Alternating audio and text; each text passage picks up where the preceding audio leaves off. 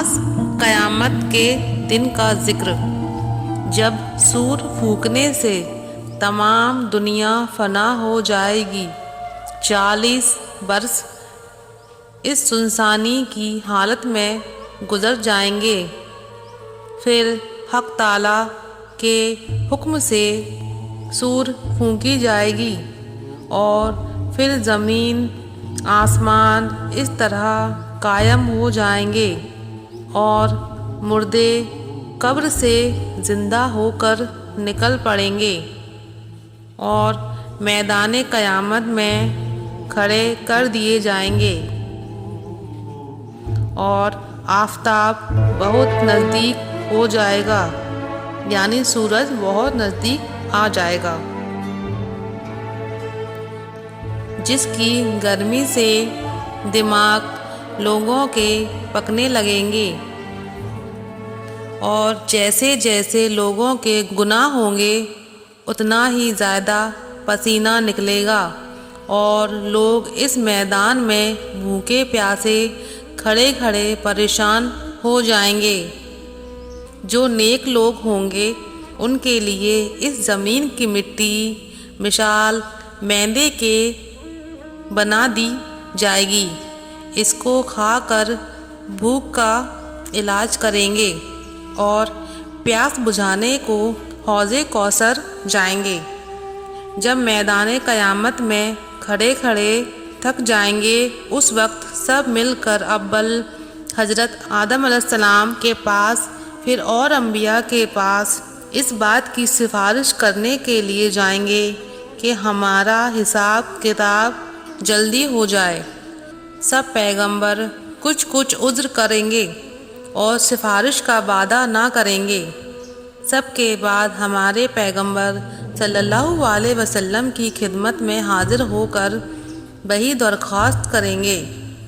آپ حق تعالیٰ کے حکم سے قبول فرما کر مقامی محمد میں رہ کر ایک مقام کا نام ہے تشریف لے جا کر شفاعت فرمائیں گے۔ حق تعالیٰ کا ارشاد ہوگا کہ ہم نے سفارش قبول کی، اب ہم زمین پر اپنی تجلی فرما کر حساب کتاب کہہ دیتے ہیں۔ اول آسمان سے فرشتے بہت کثرت سے اترنا شروع ہوں گے اور تمام آدمیوں کو ہر طرف سے گھیر لیں گے، پھر حق تعالیٰ کا عرش اترے گا اور اس پر حق تعالیٰ کی تجلی ہوگی اور حساب کتاب شروع ہو جائے گا، اور اعمال نامے اٹھا دیے جائیں گے ایمان والے کے دائنے ہاتھ میں اور بے ایمان کے پاس بائیں ہاتھ میں، وہ خود بخود پہنچ جائیں گے،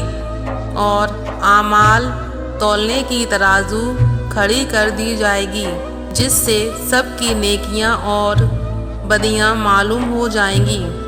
اور پل صراط پر چلنے کا حکم ہو جائے گا۔ جس کی نیکیاں تول میں زیادہ ہوں گی وہ پل صراط سے پار ہو کر جنت میں پہنچ جائے گا،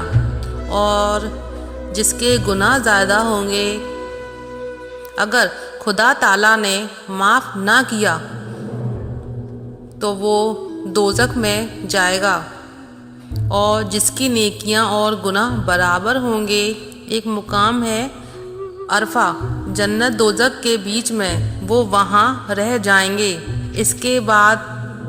ہمارے پیغمبر صلی اللہ علیہ وسلم اور دوسرے حضرات انبیاء علیہ السلام اور عالم اور ولی اور شہید اور نیک بندے گنہگار لوگوں کو بخشوانے کے لیے شفاعت کریں گے، ان کی شفاعت قبول ہوگی، اور جس کے دل میں ذرے کے برابر بھی ایمان ہوگا وہ دوزخ سے نکال کر جنت میں داخل کر دیے جائیں گے۔ اس طرح جو لوگ عرفے میں ہوں گے وہ بھی آخرت کو جنت میں داخل کر دیے جائیں گے، اور دوزخ میں خالی وہی لوگ رہ جائیں گے جو بالکل کافر اور مشرک ہیں